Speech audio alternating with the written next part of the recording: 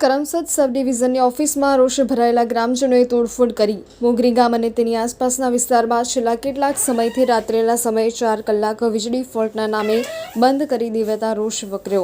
એમજીવીસીએલની કરમસદ સબ ડિવિઝનની ઓફિસમાં વીજળી ધાંધ્યાથી કંટાળી ગ્રામજનોએ ગઈકાલે રાત્રિના સુમારે વીજળી ડૂલ થઈ જતા હલ્લાબોલ કરીને પથરા મારીને કાચ તોડી નાખીને ભારે નુકસાન પહોંચાડ્યું હતું। છેલ્લા ઘણા સમયથી મોગરી આસપાસના ગામો રાત્રે વીજળી 3 થી 4 કલાક બંધ રખાતી હતી। કચેરીમાં ફોન કરીએ તો કોઈ ઉપાડતું ન હતું। દિવસે પણ રૂબરૂ જઈને રજૂઆત કરવા છતાં કોઈ પગલાં લેવામાં આવતા ન હતા। આખરે મંગળવારે રાત્રે મોગરી સહિત આસપાસના ગામોનો લોકોએ મોડી રાત્રે કચેરી પર જઈને તોડફોડ કરતા મામલો ગરમાયો હતો।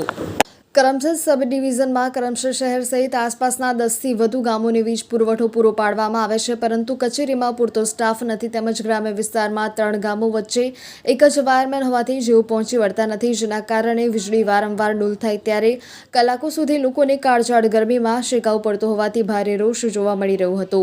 મોગરી ગામમાં છેલ્લા ઘણા દિવસથી મોડી રાત્રે વીજળી ડૂલ થઈ જાય છે, જે 3-4 કલાકે આવે છે, જેના કારણે કાળઝાળ ગરમીમાં લોકોની ઊંઘ હરામ થઈ જાય છે। જે બાબતે કરમસદ સબ ડિવિઝન સહિત ઉચ્ચ કક્ષાએ રજૂઆત કરવા છતાં કોઈ જ પગલાં લેવાતા ન હતા।